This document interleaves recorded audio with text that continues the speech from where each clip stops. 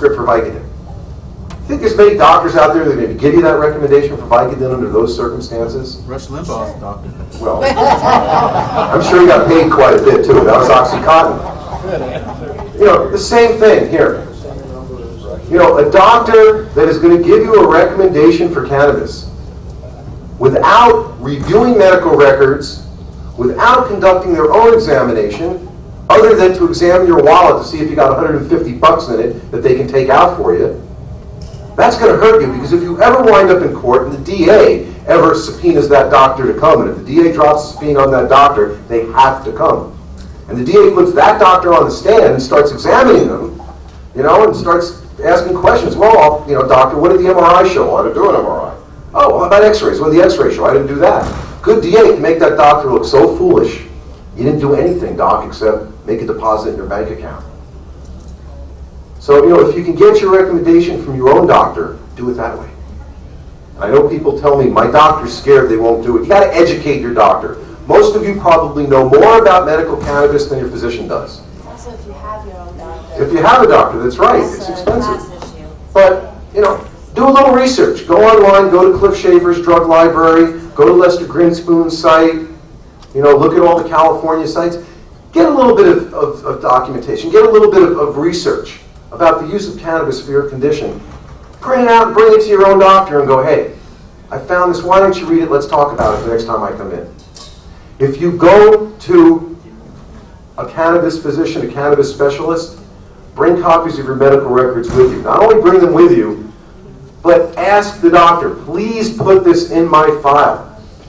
So let me tell you, you get to court, and I can't, you know, talk the DA out of, you know, informally dismissing the case by showing your documentation, etc. We actually go to court. We have to prove that you're a medical patient. You have the recommendation. You can't just hold up your recommendation and go, see, I have it. It's what's called hearsay. It's not admissible evidence. There's two ways to get that into evidence. One way is we can bring the physician in. Put him on the stand. He testifies, yes, that's my signature. Yes, I did it. That's great. But when we do that, one, many physicians charge a heck of a lot of money to come into court. And when they come into court, I am not in any way disparaging physicians for charging for their time. What I am saying is that a typical patient that's got to come up with the money for this, it's very difficult. Okay? And not only that, when the physician is in that courtroom hanging around all day long, as invariably happens, that means that there's a whole day full of patients that aren't getting treated by that physician. All right? There's another way that we can get this records in, and that's by subpoenaing the records under what's called the business records exception directly from the physician's office to the court. Instead of slamming the physician in, blowing their day, blowing your finances, hurting other patients, they just mail it in. Now, when I'm in court and we open up that envelope, let me tell you, if I have two cases that are identical, the facts are all the same, except there's one difference. In one case, we open that envelope, and all there is one piece of paper saying this person has a recommendation. The other case, we open that envelope, and there's that piece of paper with the recommendation, and there's a half-inch stack of medical records behind it. I don't understand medical records. The DAs don't understand medical records. Most of these judges can't read them. But they see that there's a half-inch stack, and they go, gee, this person must really be sick. Case dismissed. You know, you want to get out of that case fast, get out of that courtroom fast, show them that you're not one of the BS patients. And I'm not saying that there's a great problem with BS patients. I'm saying that there's a perceived problem with BS patients. And as long as the judges and the prosecutors perceive that's what's going on, you can take steps to protect yourself and make sure that you're not dumped into that category. So help your physician to help you. Bring your medical records to the doctor. Doctors, put them in the file, and hopefully you can stay out of entanglement with the system and not have to call me for anything other than, hey, let's have a party or play some music or something. Thank you.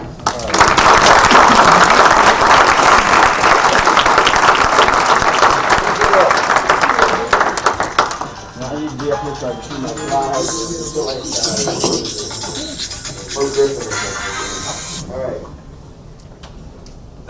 So I talked to you about the overview. This is our panel. So, you know, this is a little bit about my background. I only pointed out because I think it gives me some credibility with both the medical board and court of law, etc. I've been in practice since 1979 in Berkeley. I still do general family practice. Medical cannabis is about 30% of my practice. I've been a medical legal consultant for malpractice cases, reviewing cases of the plaintiff, medical director of nursing homes, etc. And I founded my medical board watch in 2004 after I was investigated. By the way, having the best standards still does not keep you from getting investigated, but it certainly gives you a lot more comfort knowing that you could probably withstand that, and having the support of the medical marijuana community definitely helped. Federal threats, of course, I'm not going to go into, but these are a lot of the threats we've had. Because of winning Conant versus McCaffrey, which then became Conant versus Walters, when the federal government first threatened doctors, Dr. Conant and a number of others sued the federal government and won, all the way up to the Supreme Court when the Supreme Court refused to take the case. So it's the law of the land. Doctors, for good or bad, are the only ones that are protected all the way up to the Supreme Court. Yeah. Unless they're aiding and abetting in getting the medical cannabis. So doctors should not keep an arm's length relationship from dispensaries. Love the dispensaries, some of my best friends, blah, blah, blah. But doctors should not be doing this cross-referring.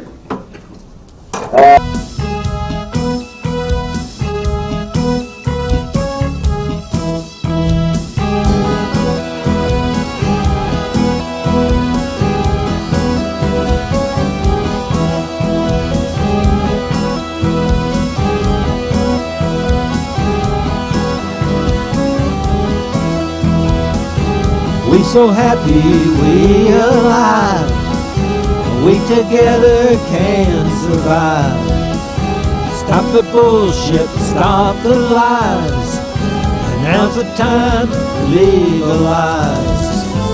Tell me brother, tell me true, what the hell we gonna do?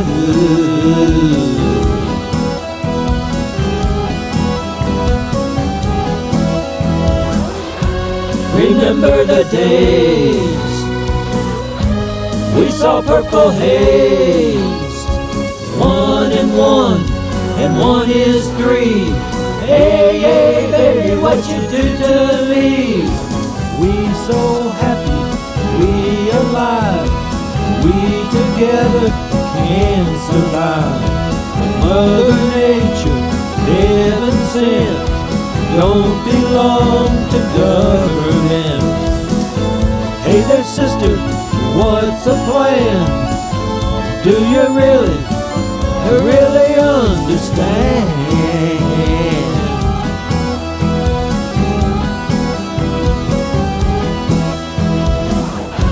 Remember the days we saw purple haze, 1 and 1 is 3. Hey, hey, baby, what you do to me? We so happy, we alive, we together can survive. Stop the bullshit, stop the lies, now's the time to legalize. Half the world up in smoke, where on earth can we take the tug?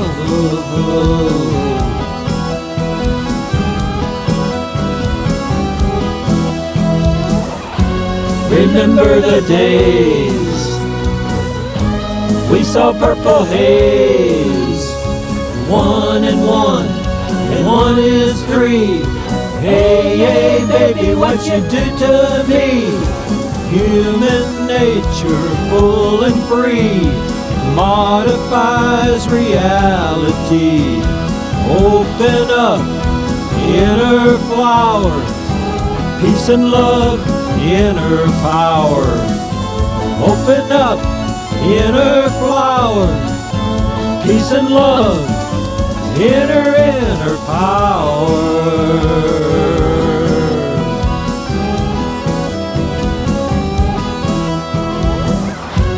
Remember the days we saw purple haze, 1 and 1 is 3.